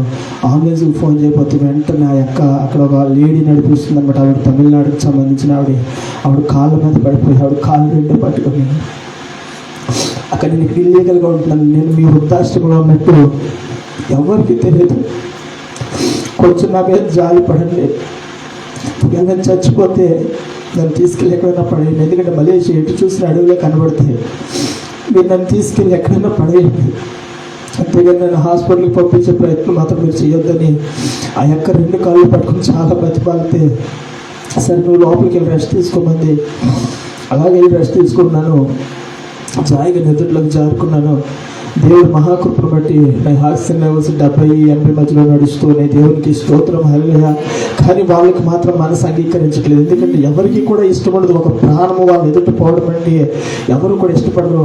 అయితే సాయంకాలం వేళ ఆ యొక్క ఒక మాట చెప్పింది, ప్రసాద్ నేను హాస్పిటల్కి పంపించాను కానీ దగ్గరలో ఒక చిన్న క్లినిక్కి పంపిస్తాను, అక్కడికి వెళ్ళి నువ్వు చూపించుకో, డాక్టర్ సలహా తీసుకొని రమ్మన్నప్పుడు అక్కడికి వెళ్ళిన డాక్టర్ నిన్ను అడిగాడు, నీ పరిస్థితి ఎలాగుంది, బాగున్నావా అని. లేదు డాక్టర్ నేను చాలా బాగున్నానంటే, బాగున్నాను ఎలా చెప్పగలుగుతావు, మాట్లాడలేకపోతున్నావు, శ్వాస రావట్లేదు, నీకేమి ఆక్సిమీటర్ చూపించడం లేదు డాక్టర్ నేను బాగున్నానంటే. ఆ డాక్టర్ అన్నాడు, సరే తీసుకుని వెళ్ళండి, ఏదైనా ఫర్దర్గా సీరియస్ అయితే అప్పుడు చూద్దామన్నప్పుడు వాళ్ళని తీసుకొచ్చేసారు.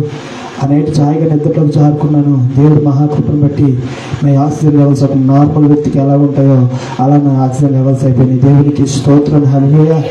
ఇంకా అప్పటికి నాకు ఇంకా కాళ్ళ ట్రీట్మెంట్ జరుగుతుంది. ఇంచుమించు అలా కాళ్ళ ట్రీట్మెంట్ జరుగుతున్నప్పుడు ఆ డాక్టర్ నన్ను వాకర్ సహాయంతో దాంట్లో దేవునితో నడిపించడం మొదలుపెట్టాడు. అలాగే దేవుని ఉచితమైన కృపను బట్టి వాకర్ సహాయంతో నేను నడవడం ప్రారంభించాను. దేవునికి స్తోత్రం, హల్లెలూయా. వాకర్తో నడుస్తూ మొదలుపెట్టిన తర్వాత ఒక 5 రోజులకే నా కాళ్ళలో నేను అడిగేసుకుని నడవడం మొదలుపెట్టాను. దేవునికి స్తోత్రం, హల్లెలూయా. అలాగే నడుస్తున్నాను. నేను వెంటనే నాకు సహాయం చేసేటువంటి వ్యక్తికి ఫోన్ చేశాను, అన్న నా పైప్స్ ఊడిపోయినాయి, నా అడుగులో నేను అడిగేసుకోగలుగుతున్నాను కదా, నేను ఇండియాకి వెళ్ళిపోతానన్నా అంటే, లేదు ప్రసాద్ ఏ డాక్టర్ కూడా పర్మిషన్ ఇవ్వట్లేదంటే, అన్న ఇంకా డాక్టర్స్తో ఆలోచన చేస్తే నేను ఇండియాకి వెళ్ళలేను, కాబట్టి నేను ఎలాగైతే వచ్చానో నేను అలాగే నార్మల్ మనిషిలాగా నేను తిరిగి వెళ్ళిపోతాను, నాకు టికెట్ తీయండి అంటే, మీకు ఏమన్నా పిచ్చి పట్టుకుందా ప్రసాద్, ఒక్క అడుగు అడిగేస్తున్నా. మలేషియా ఎయిర్పోర్ట్ ఎలా ఉంటుందంటే అమ్మా, మనము ఇక్కడ హైదరాబాద్ ఎయిర్పోర్ట్లో ఇమిగ్రేషన్ లోపల బస్సు ఎక్కించుకుని అలా తీసుకెళ్ళిపోతారు, కానీ అక్కడ అలాగ ఉండదు. నడవడం ఇంచుమించి ఎయిర్పోర్ట్లో 7 కిలోమీటర్లు నడుకుంటుంది, అది కూడా ఎక్కడమో దిగడమే. అటువంటి పరిస్థితుల్లో నువ్వు ఎలాగ వెళ్ళగలుగుతావు అంటే, అన్న మీరు ఏం చేస్తారో నాకు తెలియదు, నాకు టికెట్ తీసేయండి అని నేను వెళ్ళిపోవాలన్నప్పుడు నా బాధ పడలేక, నా తల్లి పెడుతున్న బలవంతంలో పడలేక ఆయన నాకు టికెట్ ఓకే చేశాడు. 4 రోజులు నా ప్రయాణం ఉంది. 4 రోజులు నా ప్రయాణం ఉంది. ఆ రోజుల్లో ప్రయాణం చేయాలని కంపల్సరీ ప్రతి ఒక్కరు కూడా RT-PCR టెస్ట్ కావాలి, కరోనా టెస్ట్ కావాలి. కాబట్టి ఒక ల్యాబ్ నుంచి ఒక నర్స్ వచ్చి నా యొక్క కరోనా శాంపిల్స్ తీసుకుని వెళ్ళింది. నిజంగా అప్పటి వరకు ఎంత రోగం ఉంది, ఆ రోగాన్ని అంతనే నేను మర్చిపోయానండి. ఎందుకంటే నేను ఇండియాకి వెళ్ళిపోతున్నాను, ఇంక చచ్చిపోతే ఇంటికాడ చచ్చిపోతాను, ఆ వాళ్ళందరినీ చూసుకొని చచ్చిపోతాను కాబట్టి నాకు బాధ లేదు, భయం లేదు అంటే ఆలోచనతో ఒక ధైర్యం నాకు వచ్చేసింది. RT-PCR టెస్ట్ నాకు 2-3వ రోజు మధ్యాహ్నానికి నా టెస్ట్ నా దగ్గరికి వచ్చింది. ఎప్పుడైతే టెస్ట్ వస్తుందని తెలిసిందో నాకు ఆనందం అసలు ఆపలేదు. కానీ ఆ ఆనందం కూడా నా దగ్గర క్షణాలు మాత్రమే ఉంది. దేవునికి స్తోత్రం, హల్లెలూయా. వెంటనే నాకు కరోనా పాజిటివ్ మళ్ళీ వచ్చేసింది.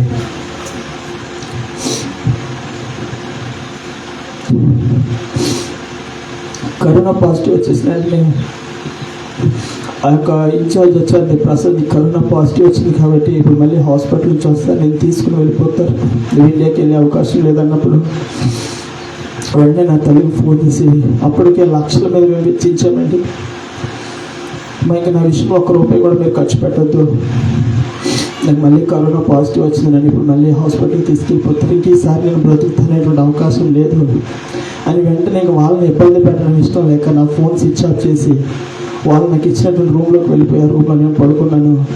నా రూమ్లో మంచం ఇలా ఉంటుందండి, ఆ మంచం మీద ఎందుకంటే నేను కొంచెం ఎత్తేసుకుని పడుకుంటాను, దాని పైకి లేపు దాని మీద ఆనుకొని అలా పడుకున్నాను. ఫోన్ స్విచ్ ఆఫ్ చేసేసాను, ఇంకెవరితో మాట్లాడట్లేదు, రూమ్ తల వేస్తున్నాను.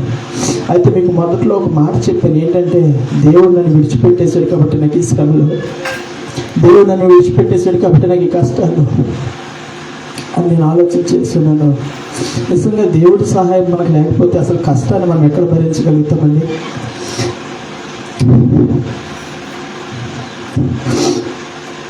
అలాగ ఆలోచన చేస్తూ కృంగిపోతున్నటువంటి పరిస్థితులు మంచం మీద పడిపోయి ఏడుస్తూ, ఎందుకు నాకు ఈ పరిస్థితి? ఆ ఏడుపులో నేను నిద్రలోకి చేరుకున్నాను. అయితే ఏ దేవుడైతే నేను నిందిస్తూ అవమానిస్తూ దూషించడం ప్రారంభించాను, ఏ దేవుడైతే నన్ను విడిచిపెట్టాడు, ఏ దేవుడైతే నన్ను ఊమ వేశాడు, ఏ దేవుడైతే నన్ను తోసివేశాడు, అని ఏ దేవుడి విషయంలో చిన్నగా మాట్లాడి ప్రారంభించాను. ఆ మహోన్నత దేవుడైనటువంటి దేవుడు, గొప్ప దేవుడు, సింహాసనాసనైనటువంటి దేవుడు ఆ పరలోక రాజ్యం విడిచిపెట్టేసి నేనున్నటువంటి గదిలోనికి దిగి వచ్చేసి నా ఎదురుకి ఇలా ఒక తెల్లని గోడ ఉంటుందండి. ఆ తెల్లని గోడతో తన హస్తములతో ఒక బంగారు అక్షరాలు రాస్తున్నాడు. ఇదిగో నేను నీ ఎడల ఒక నూతన క్రియను చేయబోతున్నాను. దేవునికి స్తోత్రం, హల్లెలూయా. ఎప్పుడైతే ఆ మాటను నేను చూశానో, ఎప్పుడైతే ఆ మాటను నా కళ్ళతో నేను చూశానో, ఇంకా నా జీవితం ఒక భయంకరమైన ధైర్యాన్ని నేను పొందుకున్నాను. దేవునికి స్తోత్రం, హల్లెలూయా. ఇక నా రోగమును మర్చిపోయిన, నా బాధను మర్చిపోయిన, నా సమస్యను మర్చిపోయిన వెంటనే నా ఫోన్ స్విచ్ ఆఫ్ చేసి నా అమ్మకు ఫోన్ చేశాను.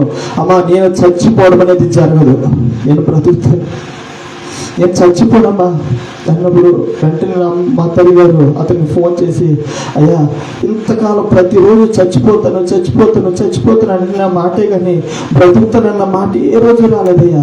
ఈరోజు అమ్మ నేను బ్రతుకుతాను, నాకు ఒక్కసారి టెస్ట్ చేయించమ్మని అంటున్నాడు. అంటే అతను అన్నాడు, అమ్మా నీకు ఇంకా కుమారుడు ఉన్నాడు అంటున్నావు, కూతురు ఉంది అంటున్నావు, ఈ బిడ్డ విషయంలో ఇప్పటికీ లక్షల మీద వెచ్చించావు, ఉన్నాయి లేని అన్నీ అమ్ముకున్నాను అంటున్నావు.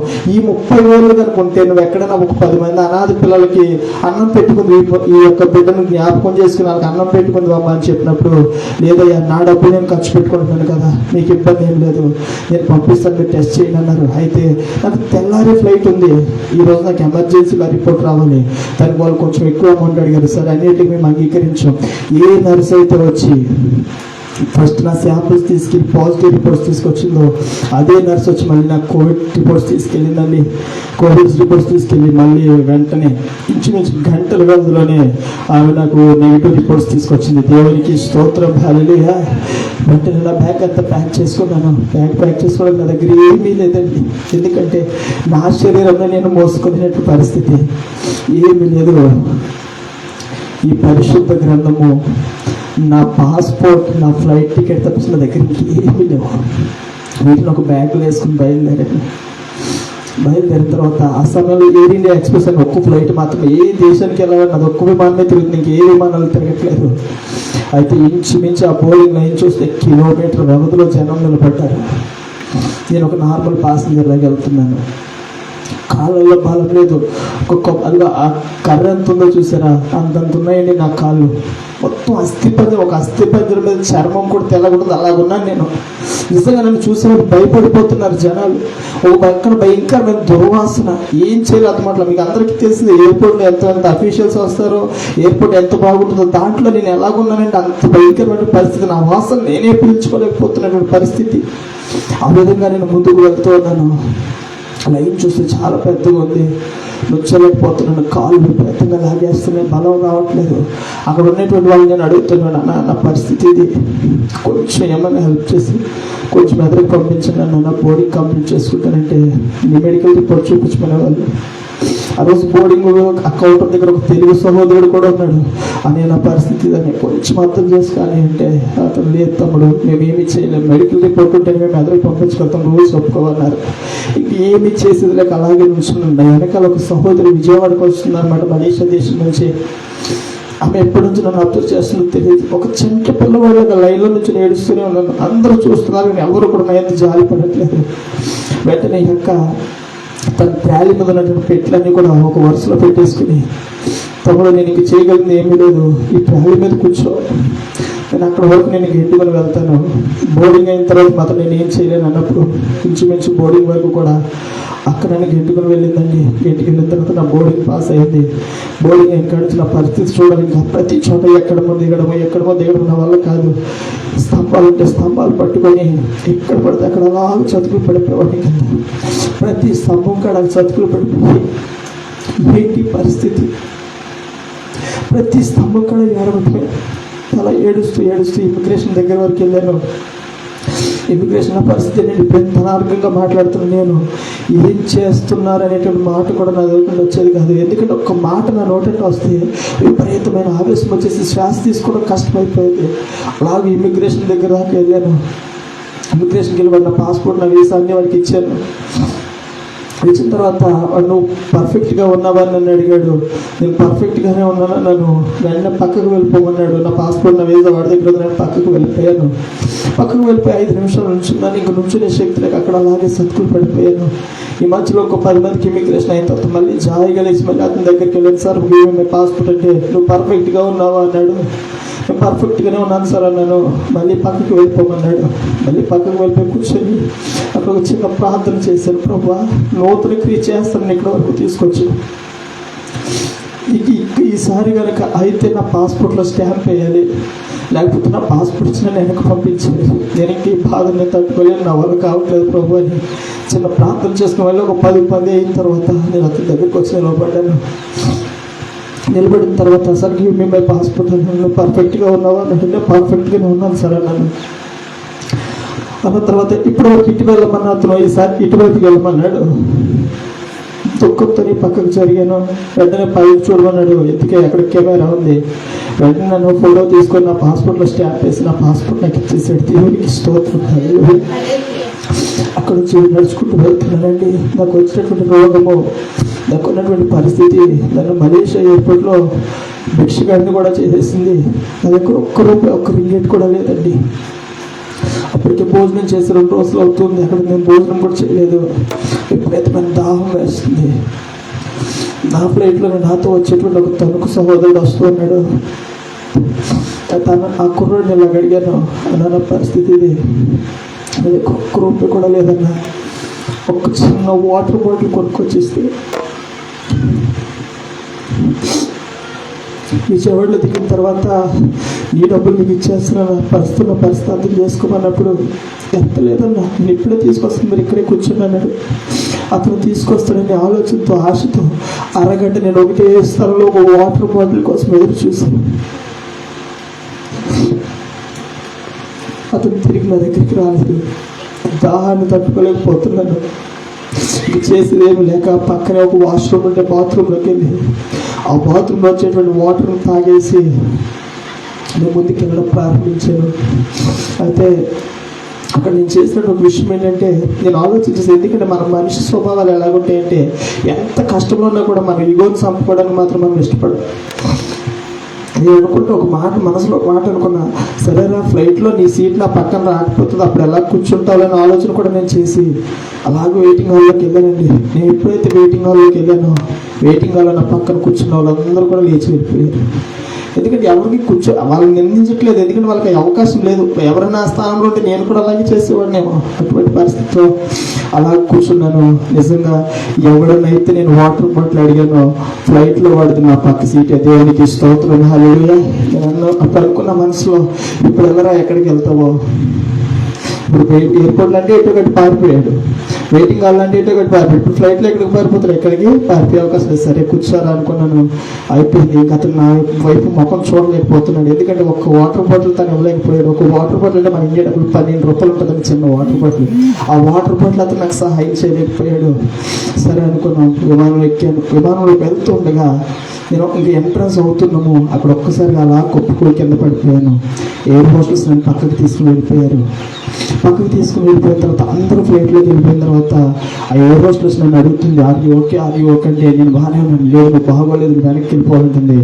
వెంటనే ఆ ఇద్దరు ఎయిర్ హోస్టెస్ కాల్ పట్టేసుకుని, అమ్మ ఇంకా నాకు వెనక్కి వెళ్ళేటువంటి అవకాశం లేదు, నేను ముందుకే వెళ్ళాలి అని వాళ్ళని ఎక్స్ప్లెయిన్ చేసిన తర్వాత వాళ్ళని తీసుకెళ్ళి నా సీట్లో నన్ను కూర్చోబెట్టారు.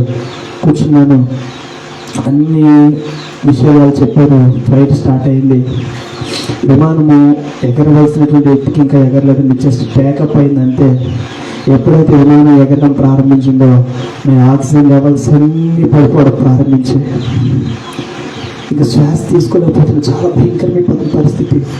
అయితే మీకు ఒక ఆలోచన రావచ్చు, విమానంలో అంత ఇబ్బంది పడవలసిన అవసరం ఏంటి, విమానంలో ఆక్సిజన్ ఉంటుంది కదా, ఆక్సిజన్ పెట్టుకోవచ్చు కదని. విమానం టేకప్ అయ్యి ఒక 5 నిమిషాలు కూడా అవ్వట్లేదండి. అది ఇంకా మలేషియా సరౌండింగ్లో ఉంది. ఇప్పుడు నాకు ఎమర్జెన్సీ నేను ఆక్సిజన్ పెట్టుకుంటే ఫ్లైట్ రీలైనింగ్ చేసి నన్ను తిప్పేస్తారేమో అని ఒక భయంతో అలాగే బిల్లుపెట్టి కూర్చుని ఒక పని చేసేవాడిని. ఒకటే మాట, ప్రభు నా ఎడల నూతన క్రియ చేస్తాను, నీ రక్తం వచ్చే ఉంది కాబట్టి ఆ రక్తం నేను బ్రతికిస్తుందని నా జీవితం ఆ సమయంలో యేసు రక్త నామస్మరణ చేయడం ప్రారంభించింది. దేవునికి స్తోత్రం. హల్లెలూయా. మాట రావట్లేదు, మనసులో అనుకుంటున్నా యేసు రక్తమే చేయి, యేసు రక్తమే చేయి, యేసు రక్తమే చేయమనుకుంటున్నా. ఆ విమానం వెళ్ళవలసినటువంటి వ్యక్తికి వెళ్ళి నా ఆక్సిజన్ లెవెల్స్ రావాల్సిన రీతికి వచ్చినాయి. దేవునికి స్తోత్రం. హల్లెలూయా. అలాగే దేవుడు నా జీవితంలో అద్భుతం చేశాడు. శ్వాస తీసుకోగలుగుతున్నాను, మంచి నార్మల్ అయిపోయాను. ఇంతలో నా పక్కన ఒక ముస్లిం సహోదరుడు కూర్చున్నాడు. అవుతున్న నా పరిస్థితి చూసి నా ఏంటి సమస్య ఏంటంటే ఇది నా పరిస్థితి మాట చెప్పలేనటువంటి స్థితిలో ఫోన్లో టైప్ చేసి చూపించాను అతనికి. అన్న ఇది నా పరిస్థితి అని. ఇప్పుడు సార్ నేను నీకు సాయం చేయగలనంటే, అన్న వాటర్ తాగితే ఆక్సిజన్ లెవెల్స్ పెరుగుతాయి, 5 నిమిషాలకు ఒక వాటర్ బాటిల్. నాదేమో నార్మల్ టికెట్, అతను ఎకనామిక్ టికెట్. అతను ఏదైనా ఫ్లైట్లో ఇస్తారనమాట. కొనుక్కోవాలనుకుంటే అది డబ్బులు ఇవ్వను అన్నప్పుడు ఎయిర్ హాస్టల్ పిలిచి అతను ప్రతి 5 నిమిషాలకు కూడా ఫ్లైట్లో పడుకోకుండా, ఆ రోజు నేను ఎక్కిన ఫ్లైట్ ఎలాగంటే మలేషియా నుంచి సింగపూర్కి వెళ్తుంది, సింగపూర్ నుంచి కేరళకి వెళ్తుంది, కేరళ నుంచి విజయవాడకు వస్తుంది. ఇంచుమించు 4 గంటలు జరగాల్సిన ప్రయాణం 8 గంటలు పైబడే. అయితే అతను ప్రతి 5 నిమిషాలు కూడా తను పడుకోవడం కూడా మానేసి 5 నిమిషాలకు ఒకసారి పెళ్లి కొట్టడం, వాటర్ తీసుకొచ్చడం, అలాగే విజయవాడ వచ్చే వరకు కూడా నాకు కాపుదలు దయచేసాడు. అలాగే దేవుడు నన్ను క్షేమంగా ఇండియాకి తీసుకొచ్చాడు. దేవునికి స్తోత్రం. హల్లెలూయా. నిజంగా ఇండియాకి వచ్చేసరికి ఆ రోజు ఏమైందంటే దుబాయ్ నుంచి కువైట్ నుంచి కూడా 2 ఫ్లైట్స్ విజయవాడకు రావడం జరిగింది. అయితే నా ఫ్లైట్ ల్యాండ్ అవ్వాల్సిన టైంకి గంటన్నర లేట్ అయిపోయింది. ఎందుకంటే కింద సిగ్నల్ లేదు, రన్వే ఖాళీ లేక నా ఫ్లైట్ని ఆకాశంలో తిప్పుతూ ఉన్నాడు. అయితే ఈ సమయంలో మా వాళ్ళకి నేను చెప్పిన టైం అయిపోయింది. ఇంకా మా వాళ్ళందరూ కూడా అక్కడ ఏడవడం ప్రారంభించారు. ఏంటంటే మొత్తం మీద ఎక్కడో చచ్చిపోయాడు, సింగపూర్లోనో కేరళలోనో ఎక్కడో చచ్చిపోయినాడు, ఎక్కడో తింపేశారు అని మా వాళ్ళు ఏడవడం ప్రారంభించి ప్రతి వాళ్ళకి వచ్చే వాళ్ళకి నా ఫోటో చూపించి, అయ్యా మలేషియా నుంచి వచ్చే విమానమేనా, ఈ కుర్రాడు కనిపించాడా, మలేషియా నుంచి వచ్చే విమానమ్మా, ఇది కువైట్ నుంచి వచ్చే విమానమ్మా, దుబాయ్ నుంచి వచ్చే విమానమ్మా అని అందరూ వాళ్ళు చెప్పుకోండి. తర్వాత 2 గంటలు గడిచిన తర్వాత ఒక సహోదరుడు బయటకు వచ్చిన తర్వాత ఆ సహోదరుడికి నా ఫోటో చూపించారు. అమ్మ బ్రతికే ఉన్నాడు, కానీ బయటికి రావడానికి ఎంత సమయం పడుతుందో తెలియదు. ఒకరు సహాయం మీద అతను బయటకు రాడు, అవి పట్టుకుంటూ నడుచుకుంటూ వస్తున్నాడు. బస్సులో కూడా కింద కూర్చున్నాడు అమ్మ, సీట్లు ఖాళీ లేకపోతే కింద కూర్చొని వస్తున్నాడు. అమ్మ వస్తాడు, బ్రతికే వచ్చాడు, వెయిట్ చేయండి అన్నారు. అలాగే ఇంచుమించు విమానం దిగిన తర్వాత ఎయిర్పోర్ట్లో, విజయవాడ ఎయిర్పోర్ట్లో బయటికి రావడానికి నాకు 4 గంటలు సమయం పట్టిందండి. దేవునికి స్తోత్రం. హల్లెలూయా. బయటకు రాగానే నా కుటుంబం అంతా నన్ను కౌగులించుకుని ఎంతగానో ఏడ్చి ఇంటికి తీసుకొచ్చారు. ఇంటికి తీసుకొచ్చిన తర్వాత 4 రోజులు నా కుటుంబంతో చాలా సంతోషించాను. నా బాధ అంతా మర్చిపోయాను. 4వ రోజున అనుకోకుండా నా స్థితి మళ్ళీ మొదటకు వచ్చేసింది. మళ్ళీ శ్వాస తీసుకోలేకపోతున్నాను. మళ్ళీ ఇబ్బందికరంగా ఉంది నా పరిస్థితి. మనందరికీ తెలిసినటువంటి హాస్పిటల్ భీమవరం నీలాద్రిరాజు హాస్పిటల్లో అడ్మిట్ చేయడం జరిగింది. నీలాద్రిరాజు హాస్పిటల్లో 7 రోజులు ట్రీట్మెంట్ పొందిన 7 రోజులకి 6 లక్షలు బిల్ వేసాడండి ఆయన. 6 లక్షలు బిల్ వేసి 7వ రోజు ఉదయాన్నే నా తల్లిని పిలిచన్నాడు, అమ్మా ఒక 3 గంటల కంటే 70 బ్రతకడు, మీ వాళ్ళందరికీ ఫోన్ చేసుకోండి, ఇంకెతను బ్రతికేటువంటి అవకాశాలు ఏమాత్రం లేవమ్మని మా అమ్మతో చెప్పిన తర్వాత మా అమ్మ నా దగ్గరికి వచ్చి, పెద్దోడా ఇలాగంటున్నారు, మరి ఏం చేద్దామంటే, అమ్మ నేను చచ్చిపోవడం ఏది జరగదు, నేను చచ్చిపోతే మలేషియాలోనే చచ్చిపోయాను. వాగ్దానం చేసిన దేవుడు నమ్మ దగ్గర వాడమ్మా, ఆయన ఎడల నూతన క్రియ చేస్తాను, నూతన క్రియ ఖచ్చితంగా చేస్తున్నప్పుడు నా తల్లి ధైర్యంగా వెళ్ళి డాక్టర్ ఇలాగే అంది, అయ్యా మీ దగ్గర ట్రీట్మెంట్ లేకపోతే నేను ఇంకొక హాస్పిటల్కి నేను తీసుకెళ్తాను, చచ్చిపోతాడని మీరు చెప్పొద్దు, మీ దగ్గర ఉంచుకోవడం ఇష్టం లేకపోతే వేరే హాస్పిటల్ నన్ను రాసేయండి, నేను తీసుకెళ్ళిపోతున్నాను. అమ్మ ఎందుకమ్మా నేను డాక్టర్ చాలా రిక్వెస్ట్ చేసిన, లేదు వేరే హాస్పిటల్ తీసుకెళ్తున్నాను. అప్పుడు డాక్టర్ చెప్పినటువంటి మాట, అమ్మ కాకినాడ గవర్నమెంట్ హాస్పిటల్కి కానీ గుంటూరు గవర్నమెంట్ హాస్పిటల్కి కానీ నేను రాస్తాను, భీమవరం నుంచి మీరు అక్కడికి వెళ్ళాలంటే ఎటు వెళ్ళాలన్నా 4 గంటల సమయం పడుతుంది, ఈ మధ్యలోనే ఈ అబ్బాయి చచ్చిపోతాడు అని డాక్టర్ చెప్పిన తర్వాత మా అమ్మ వెంటనే కాకినాడ గవర్నమెంట్ హాస్పిటల్కి రాయమని చెప్పింది. కాకినాడ గవర్నమెంట్ హాస్పిటల్కి రాయడం జరిగింది. వెంటనే అంబులెన్స్ వెంటిలేటర్ అన్నీ సిద్ధం చేశారు, అంబులెన్స్ ఎక్కించారు, ఆక్సిజన్ తీసుకుని వెళ్ళిపోతున్నారు. అలాగే 4 గంటలన్నరకి మేము కాకినాడ హాస్పిటల్కి చేరుకున్నాం. దేవునికి స్తోత్రం. హల్లెలూయా. నేను ఇంకొక సజీవంగా ఉన్నాను, కానీ పరిస్థితి విషయంలో భయంకరంగా ఉంది నా పరిస్థితి. వెంటనే నేను కాకినాడ హాస్పిటల్ ఎంట్రన్స్లో నా అంబులెన్స్ ఆగింది. ఆగిన వెంటనే మా బావగారు అంబులెన్స్లో నా ఫైల్ తీసుకుని కింద దిగుతున్నాడు, ఒప్పించి రాయించడానికి. అయితే దేవుడు కార్యాలు ఎంత గొప్పగా ఉంటాయంటేనండి, కాకినాడ హాస్పిటల్లో పేషెంట్ని ఒక 2-3 నెలల దాకా ఎవరు పట్టించుకోరు. అసలు అతను ముట్టుకొని ఏ టెస్టులు చేయరండి. చాలా భయంకరం. ఎందుకంటే నేను ఫస్ట్ టైం వెళ్ళడం, అక్కడ చెప్పడం మాట మేము వినడమే. అయితే నేను తింటున్నప్పుడు నాకు ఏ డాక్టర్ అయితే ట్రీట్మెంట్ చేయాలో ఆ డాక్టర్ నా అంబులెన్స్ పక్క నుంచి వెళ్తుంది. దేవునికి స్తోత్రం, హల్లెలూయా. ఎప్పుడైతే నేను ఆ అంబులెన్స్లో కొట్టుకున్నాను, తిని చూసి అక్కడ అలా ఆగిపోయింది డాక్టర్ అమ్మ. ఆగిపోయి ఏంటి పరిస్థితి అన్నప్పుడు మా బావగారు వెంటనే నా ఫైల్ ఇచ్చారు. నా ఫైల్ ఇచ్చేసి ఓపీ చీట్ అవన్నీ ఉంటే మీరు తర్వాత రాయించుకుందరు, ఈ అబ్బాయిని ముందు నా వెనకాల తీసుకురాను, డైరెక్ట్ నన్ను ఆపరేషన్ థియేటర్ తీసుకెళ్ళిపోయింది. దేవునికి స్తోత్రం, హల్లెలూయా. ఆపరేషన్ థియేటర్ తీసుకెళ్ళి ఇక్కడ కుండలు చూస్తే మానలా, మళ్ళీ ఆ పచ్చి కుండలు మళ్ళీ కోసేసి మళ్ళీ దాంట్లో మళ్ళీ పైప్స్ వేసి మళ్ళీ ప్యాకెట్, మనకి అక్కడ ఏదో డబ్బాలు అఫీషియల్గా ఉండే ట్రీట్మెంట్ ఇక్కడ ఒక ప్యాకెట్ బిగించారు. సాయంత్రం 8-9 గంటల వరకు నన్ను అక్కడే ఉంచి 9 గంటలు అక్కడ నుంచి నన్ను వార్డుకి షిఫ్ట్ చేశారు. వార్డుకి షిఫ్ట్ చేసిన తర్వాత వార్డులో వాళ్ళు అంటున్నటువంటి మాట, మీరు ఎంతకాలమైంది వచ్చి, ఇప్పటి వరకు మిమ్మల్ని ఎప్పుడు మేము ఇక్కడ చూడలేదే, మేము నీ సమస్యతో వచ్చాం, మీ బాధతో వచ్చాం, మేము వచ్చి 2 నెలలు అయింది, 3 నెలలు అయింది, కొంతమంది చచ్చిపోయి కూడా వెళ్ళిపోయారు, మీరు ఎవరు వచ్చారండి? లేదా మా ఉదయకాల సమయంలోనే మేము వచ్చాము. ఎవరు రికమెండేషన్తో వచ్చారు? మాకు ఎవరు రికమెండేషన్ చేయలేదమ్మా, వచ్చాము అన్న తర్వాత అలాగే వెళ్ళిన తర్వాత క్లీన్ అవుతుంది. 7 రోజుల తర్వాత నా పైప్స్ రిమూవ్ చేశారు. 7 రోజులు సంపూర్ణతకు సాదృశ్యం. దేవునికి స్తోత్రం, హల్లెలూయా. నిజంగా 7 రోజులు నా పైప్స్ రిమూవ్ చేశారండి. 7 రోజులు నా పైప్ రిమూవ్ అయిన తర్వాత ఇక నా డస్ట్ రావడం ఆగింది. అవంతా కుట్లేసి ఫస్ట్ ఎయిడ్ చేశారు. నిజంగా నా జీవితంలో సంపూర్ణ స్వస్థతను 7వ రోజు నేను పొందగలిగాను. దేవునికి స్తోత్రం, హల్లెలూయా. మొదట మనం చదువుతున్నాం 88వ కీర్తన 4వ వచనంలో, సమాధికి దిగువారిలో నేను ఒకడిగా ఎంచబడుతుంది. ఈరోజు నా పరిస్థితి ఏంటి తెలుసా? 103వ కీర్తన 4వ వచనం చదువుకుందాం ఒకసారి.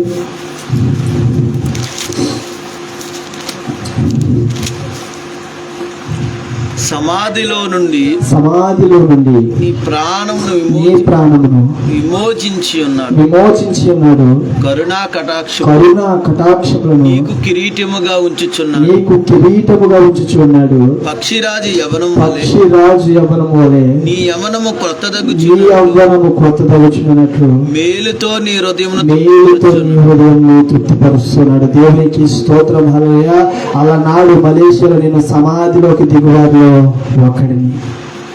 ఈరోజు సమాధిలో నుండి ఆయన ప్రాణం విమోచించి, దాని తల్లిదండ్రులు చెప్పారు కదా, ఎక్కడెక్కడ తిరుగుతున్నాడు ఆయనకే తెలియదని, కరుణ కటాక్షంలో ఆయన నాకు కిరీటంగా ఉంచి నేను తిరగనటువంటి ప్రాంతాలను నా ప్రాణం తిప్పుతూ ఉన్నాడు. దేవునికి స్తోత్రం, హల్లెలూయా. పక్షిరాజు యవ్వనం వల్ల ప్రతిరోజు కూడా నన్ను నూతన పరుస్తూ, నూతన శక్తిని, నూతన బలం ఇస్తూ ప్రభు నన్ను ఆ ప్రాంతంలో విపరీతంగా వాడుకుంటున్నాడు. దేవునికి స్తోత్రం, హల్లెలూయా. కాబట్టి ఈ యొక్క సాక్ష్యం బట్టి మీకు తెలియపరుస్తున్న విషయం ఏంటంటే, కేవలము ఎక్కడ కూడా దేవుడిని మనం దూషించేటువంటి అనుభవం మనము రాకూడదు. యోబు జీవితంలో ఎన్నో భయంకరమైన పరిస్థితులు, ఎన్నో భయంకరమైన అనుభవాలు, కానీ యోబు ఎక్కడ కూడా దేవుడిని మనం దూషించలేదు. నా తల్లి గర్భం నుంచి నేను దిగంబరుగా వచ్చాను, మళ్ళీ నేను దిగంబరుగానే వెళ్ళిపోతాను, ఇవన్నీ కూడా ప్రభువు ఇచ్చాడు. ఆయన నామమునకే స్తుతి కలుగునుగాక. దేవునికి స్తోత్రం, హల్లెలూయా.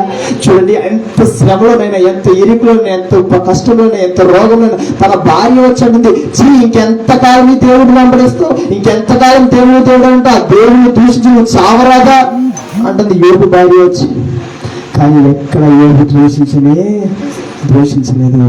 అందుకని మొదట తన స్థితి కొద్దిగా ఉన్నను అతడు మహాభివృద్ధి పొందాడు. దేవునికి స్తోత్రం, హల్లెలూయా. పిల్లరా, అటువంటి దీనమైన స్థితి, సమాధిలోకి వెళ్ళిపోయినటువంటి స్థితి అండి. కానీ బాధలో ఉన్న ఆత్మీయ నేత్రాలు మూసుకుపోయినాయి, శరీర నేత్రాలు తెరవబడిపోయినాయి. దేవుడిని దూషించేవాడిని అయిపోయాను. కానీ నేను అనుకుంటున్న దేవుడు, నన్ను విడిచిపెట్టాడు అనుకున్న దేవుడు, నా లంగ్స్ పాడైపోయినప్పుడు నా పక్కనే ఉన్నాడు. నన్ను విడిచిపెట్టాడన్న దేవుడు, నా కిడ్నీలు పాడైపోయినప్పుడు నా పక్కనే ఉన్నాడు. నన్ను విడిచిపెట్టాడన్న దేవుడు, నెవరు పాడైపోయినప్పుడు నా పక్కనే ఉన్నాడు. నన్ను విడిచిపెట్టాడన్న దేవుడు, నాకు టీవీలో వేసినప్పుడు నా పక్కనే ఉన్నాడు. నన్ను విడిచిపెట్టాడన్న దేవుడు, నా శరీరం అంతా కుళ్ళిపోతున్నప్పుడు నా పక్కనే ఉన్నాడు. నన్ను విడిచిపెట్టాడన్న దేవుడు, నా కాళ్ళు పడిపోయినప్పుడు నా పక్కనే ఉన్నాడు. అందుకని ఈ రోజు సజీవుడిగా నేను మీ మధ్యలో ఉండగలిగిన దేవునికి స్తోత్రం, హల్లెలూయా. ఎందుకంటే అదే దేవుడు మీ పక్షాన కూడా ఉన్నాడండి. అదే జీవం కలిగిన దేవుడు మీరు ఆరాధిస్తున్నారు. అదే జీవం కలిగిన కలిగిన దేవుడు మీరు వెంబడిస్తున్నారు. అదే జీవితం కలిగిన దేవుడు మీరు ప్రార్థన చేస్తున్నారు. నా జీవితంలో అద్భుతం చేసిన దేవుడు, నా జీవితంలో గొప్ప కార్యం జరిగించిన దేవుడు, నా జీవితంలో నన్ను ఈ దినమందు సజీవుగా నిలిపినటువంటి దేవుడు మీ జీవితంలో ఎటువంటి శ్రమ నుంచి విడిపించడానికి ఆయన సమర్థుడు. దేవునికి స్తోత్రం. హల్లెలూయా. యెహోవాకు అసాధ్యమైనది ఏమైనా ఉన్నదా? ఏమీ లేదు. ఆయనకు మృతుడైపోయి కొల్లిపోయాడండి లాజరు. 4 రోజులు అయిపోయి సమాధిలో పెట్టి, బహుశా అప్పుడు పురుగు కూడా పట్టేసి ఉండొచ్చు. అటువంటి లాజర్ని దేవుడు సజీవుడిగా తీసుకొచ్చాడు. ఈ విషయాలన్నీ తెలిసి ఇంత గొప్ప గొప్ప సాక్ష్యాలు వింటున్నప్పటికీ కూడా ఇంకా మన జీవితాలు ఎందుకు అల్ప విశ్వాసం? ఎందుకు ఇంత గొప్ప సాక్ష్యాలు ఉంటున్నప్పటికీ కూడా ఎందుకు మన జీవితంలో ఇంకా దేవుడు కార్యం చేయట్లేదని ఆలోచన చేస్తున్నాం? ఎందుకు నీ పక్కన సహోదరు ఆరాధిస్తున్నదో దేవుడు కదా, ఆ సహోదరు జీవితంలో కార్యం చేసిన దేవుడు నువ్వు ఆరాధిస్తున్నావు కదా, మరి ఆ సహోదరు జీవితంలో కార్యం చేసిన దేవుడు నీ జీవితంలో కూడా కార్యం చేస్తారు కదా. మరి ఎందుకు మనం కృంగిపోతున్నామో వేరే కవసంలో ఒక్కసారి మనల్ని మనము పరిశీలన చేసుకోవాల్సిన అవసరత ఎంతైనా ఉంది. దేవునికి స్తోత్రం. హల్లెలూయా.